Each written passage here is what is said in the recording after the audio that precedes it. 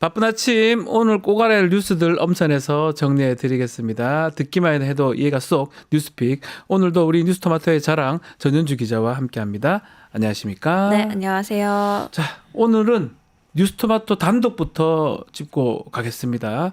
지난 17일이죠. 명태균 씨가 김건희 공천 개입 정황이 담긴 통화 복기록입니다. 본인 복기록을 표현했습니다. 공개를 했는데요. 대상이 김상민 전 검사예요. 네. 자, 이제 김상민 전 검사 얘기가 나왔었는데 오늘 단독은 이 김상민 전 검사 얘기인데 이 김상민 전 검사가 이른바 고발사주 의혹 수사 대상이었다면서요? 네, 이 고발 사주 의혹은 2020년 4.15 총선을 앞두고 손준성 대검수사정보정책관이 일부 정치인과 언론인에 대한 고발장을 미래통합당, 즉 현 국민의힘에 전달한 일입니다. 당시 고발장에 명시된 고발 대상은 열린민주당의 최강욱 전 의원과 유시민 씨 등 11명이었는데요.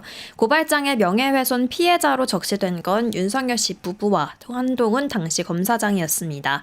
손 차장 검사는 재판에 넘겨졌다가 항소심에서 무죄를 받은 바 있습니다. 해당 의혹을 수사했던 이 공수처 관계자에 따르면 수사 대상에는 이 손 차장 검사만 있는 게 아니었는데요.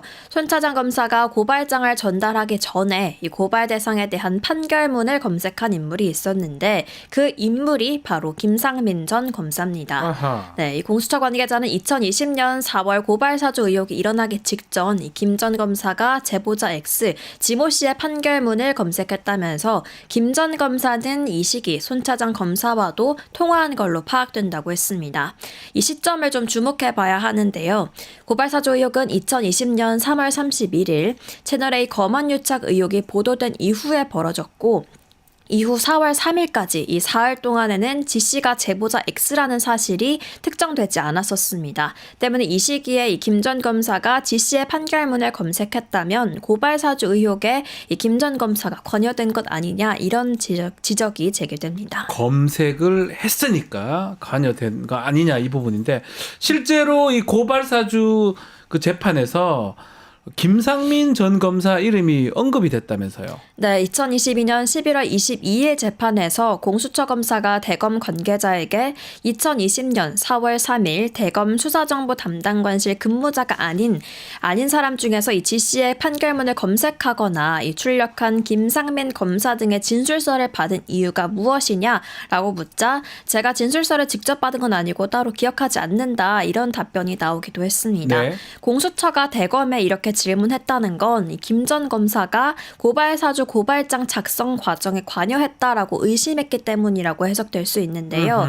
다만 당시 수사는 이 손준성 차장검사가 소속된 수사정보 담당관실 쪽에만 집중이 됐고 김 전 검사에 대해서는 별다른 수사가 진행되지 않았습니다. 그러니까 수사라는 게 수사하는 사람의 의지나 의욕이 매우 큽니다. 그러다 보니까 아마 거론은 됐는데 더 이상 수사가 진행되지 않았던 것 같은데 이 김상민 전 검사 또 윤석열 관계도 좀 더 짚어보도록 하겠습니다. 이 김상민 전 검사가 조국 전 대표 수사를 맡으면서 윤석열하고 매우 가까워졌다면서요. 네, 2023년 9월 김상민 당시 현직 부장검사는 네. 추석을 앞두고 창원 주민들에게 지역사회에 큰 희망과 목표를 드리겠다. 또 저는 뼛속까지 창원 사람이다라고 문자를 돌려서 무리를 빚은 바 있습니다. 왜 이러나 싶었어요? 네, 자기가 뭔데? 네, 당시 이원석 검찰총장 지시로 감찰이 시작되자 김 전 검사는 부당한 선거 개입이라면서 오히려 대감을 비판했었는데요. 일선 부장검사가 이 공개적으로 검찰총장에게 반기를 들기는 사실 쉽지 않았을 텐데 그 배경에는 윤석열 씨와의 근무 인연이 있었기 때문인 것 아니냐 이런 해석이 나오고 있습니다. 네. 김 전 검사는 2019년 윤석열 씨가 검찰총장으로 부임하던 때에 조국 전 대표를 수사를 맡으면서 두 사람은 부쩍 가까워졌는데요. 공개된 김건희 씨와 명태균 씨와의 그 녹취록에도 김 씨는 김상민 검사는 조국 수사 때 정말 고생 많이 했다. 김상민이 의창 국회 국회의원이 되게 해달라 이렇게 말을 했습니다. 네. 또 2024년 공천심사 직전 김 전 검사는 윤 씨가 정점식 의원의 부인상에서 일도 잘하고 센스도 있다라고 말했다면서 SNS에 글을 올리기도 했습니다. 명 씨가 공개한 이 복기록이 사실이라면 김 전 검사는 이원석 총장의 지시를 무시하고 총선 출마를 강행을 했고 또 김건희 씨가 그 배경을 도왔던 것으로 추측할 수 있습니다. 당시 검찰총장은 이원석입니다. 이원석 총장한테 하여튼 무시를 하거나 지시를 무시하거나 이 부분이고 본인이 이제 창원 의창 뭐 거기 국민의힘 공천 받으면 거의 다 됐죠. 막 그런 것들을 하기 위해서 본인이 뭐 지역구 주민한테 검사가 뭐 이상한 소리를 하고 그랬던 게 기억이 나는데 지금 복기록이 좀 이게 복기록이니까 네. 본인이 기억한 대로 이게 썼다는 건데 되게 구체적이고 상세합니다. 그 내용 중에 김건희가 결국 공천 개입했다. 이번 총선에 이 창원 이 지역구, 의창 지역구. 자, 근데 이제 그 복기록에 따르면 명태균은 똑똑한 건가요? 하여튼 반대 의사를 또 표시한 것도 본인이 이제 얘기를 합니다. 어떤 내용입니까? 네, 김건희 씨는 명태균 씨에게 김상민 검사가 이 조국 수사 때 고생을 많이 했다면서 이 김상민이 국회의원이 될 수 있도록 도와달라 네. 이렇게 했습니다. 이에 명태균 씨는 지역도 모르는 사람을 지역구 공천 주면 총선에서 진다며 이 추세면 110석을 넘지 못할 것이다라고 이 복기록에 맞췄네요. 적혀 있었는데요. 또 명태균도 맞췄어 이것도. 용하네요. 용하네요. 네. 특히 명 씨는 김건희 씨에게 이 논두렁에는 포터가 있어야 하는데 그랜저, 제네시스와 같은 고급 세단이 서 있다고 말했다면서 검찰 수사 과정에서 당시 상황을 자세하게 설명을 했습니다. 이야. 즉 이 지역구 국회의원이 되기 위해서는 출마해야 할 지역을 잘 알아야 하는데 김건희 씨가 추천한 이 김상민 검사 같은 외부 인물로는 선거에서 이길 수 없다라는 뜻을 전달을 했다라는 겁니다. 일각에서는 이 복기록에 대한 신빙성을 제기하고 있는데 이 명 씨의 구체적인 진술과 또 그 진술이 검찰에서도 언급했다는 점은 이 명 씨의 주장에 좀 힘을 실어주는 배경이 되고 있습니다. 그렇죠.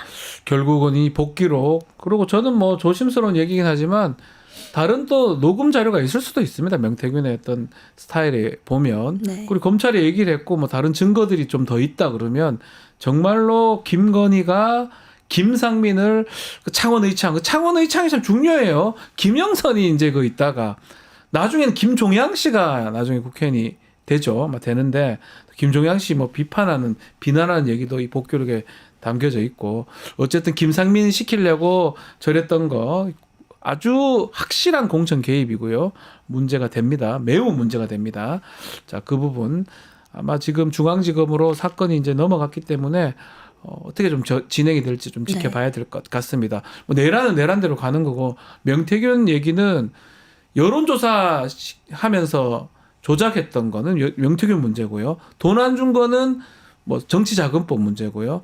그걸로 돈 대신에 공천 개입한 거는 공직선거법 문제입니다. 다 범죄가 됩니다. 아마 패턴은 다 똑같아요. 예, 다 패턴이 똑같아요. 이게 대통령 선거에 그러든지 총선에 그러든지 패턴이 거의 똑같거든요. 다른 지자체도 그러니까요. 지켜보기로 하고요. 명태균 이야기 조금 더 해보겠습니다. 단독 나온 김에. 자, 홍준표 대구시장 이야기인데요. 명태균 관계를 계속 부인했는데 이 포렌식 과정에서 한금폰이죠. 포렌식 과정에서 명태균하고 홍준표 시장 아들의 카카오톡 내용이 입수가 됐습니다. 네, 그간 홍준표 시장은 자신은 명태균과 연관이 없다면서 계속해서 관계를 부인해 왔습니다. 네. 이 본인 덕에 홍 시장이 대구시장에 당선됐다라는 명태균 씨의 주장을 계속해서 반박해 왔는데요. 하지만 어제 SBS 단독 보도에 따르면 2023년 5월 15일 홍준표 대구시장 아들 홍모 씨는 홍 시장과 윤석열 씨가 갈등할 일은 없을 거라는 내용의 지역지 기사를 내보내면서 잘 살펴봐달라라고 명태균 씨에게 말했습니다. 또 비슷한 시기에 대구시에서 주최한 이 트로트 페스티벌 티켓을 명 씨에게 주겠다 이렇게 말하기도 했는데요. 명 씨가 감사하다고 하자 홍 시장 아들은 언제든 필요하면 말씀하시라 이렇게 카톡을 보냈습니다. 네. 앞서 명태균 씨 측은 2021년 6월 홍 시장이 자유한국당에 복당한 날에도 아들 홍 씨가 아버지가 감사해야 한다라는 문자를 보냈다고 했는데 홍 시장 측은 의례적인 감사 인사일 뿐이다라고 일축했었습니다. 네. 명 씨는 홍 시장과 직접 주고받은 내용은 없지만 아들을 통해서 홍 시장과 긴밀하게 교류했다 이렇게 주장하고 있는데요.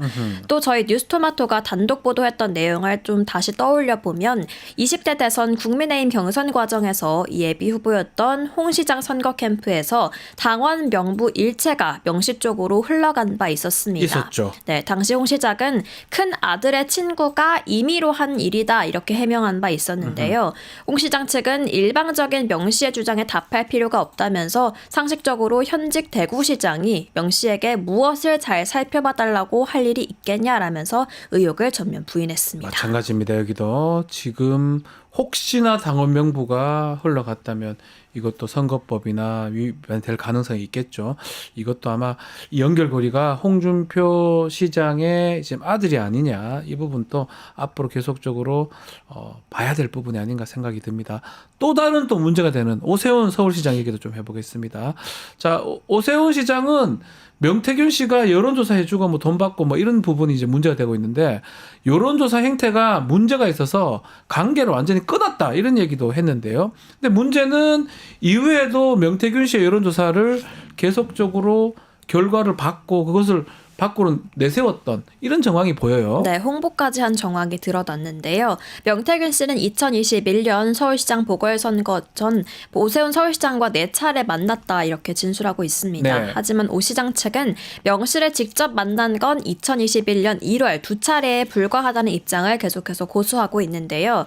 오 시장 측 실무진이 이 명태균 씨 여론조사의 문제점을 지적하는 과정에서 싸우면서 이후에 연을 끊었다는 겁니다. 하지만 MBC 보도에 따르면 서울시장 보궐선거 오세훈 안철수 후보 간 후보 단일화가 진행 중이던 2021년 3월 14일 오세훈 시장 측은 오세훈 풍이 분다라는 제목의 글을 SNS에 게재했습니다. 예. 그러면서 오 후보가 이 안철수 후보보다 적합하다는 여론조사 2건을 함께 인용을 했는데요. 그중 하나가 이 명태균 씨가 실소유한 걸로 알려진 미래한국연구소가 의뢰한 여론조사였습니다. 이 명 씨의 여론조사를 믿을 수 없어서 싸우고 관계를 끊었다는 오 시장 측이었는데, 명 씨 측의 여론조사 결과를 인용하면서 본인의 경쟁력을 홍보하는 이 이중성이 드러났던 건데요. 네. 이에 대해 오 시장 측은 명 씨의 비공표 여론조사를 문제 삼았던 것이라면서 공표 여론조사를 홍보에 활용한 게 뭐가 문제가 되느냐라고 해명했습니다. 패턴은 거의 똑같아요. 여론조사를 통해서 명태균이 뭐 여론을 좀 조작이라 해야 되나요? 부풀려 가지고 이걸 비공표로 하다가 이거를 언론에 보도하고 나중에 또 잘 되면 그걸 갖고 또 이제 공표로 바꿔 가지고 또 이제 제대로 또 하고 뭐 이런 패턴인데, 안 봤다고 하고 안 했다고 하더만 이것도 다른 정황들이 드러나니까 이것도 아마 조사가 필요하고 진실이 좀 더 드러나지 않을까 지켜보기로 해야 될 것 같습니다. 자, 다음 이야기도 좀 짚어보겠습니다. 어제 윤석열 탄핵 심판 9차 변론길이 열렸는데, 놀랍게도 거의 처음 보는데 출석했던 윤석열이 변론 절차 직전에 구치소로 돌아갔습니다. 네, 맞습니다. 이 윤석열 씨는 어제 9차 탄핵심판 변론기일에 출석하러 나왔다가 변론이 시작되기 전에 구치소로 돌아갔습니다. 윤 씨 측은 이 양측 대리인단이 지금까지 진행된 상황을 정리해서 의견을 설명하는 날임을 확인하고 원활한 재판 진행을 위해서 구치소로 복귀했다 이렇게 말했습니다. 하지만 헌재 측은 이미 지난 기일에 다음 변론이 어떻게 진행될지 미리 알린 상태였는데요. 따라서 왜 굳이 헌법재판소까지 나왔다가 변론에는 참여하지 않고 돌아갔는지에 대해서는 여전히 의문이 남습니다. 한편 심판정에 나온 윤 씨의 대리인은 헌재가 이 검찰 조서를 증거 조서에서 제외해달라고 재차 요구를 했는데요.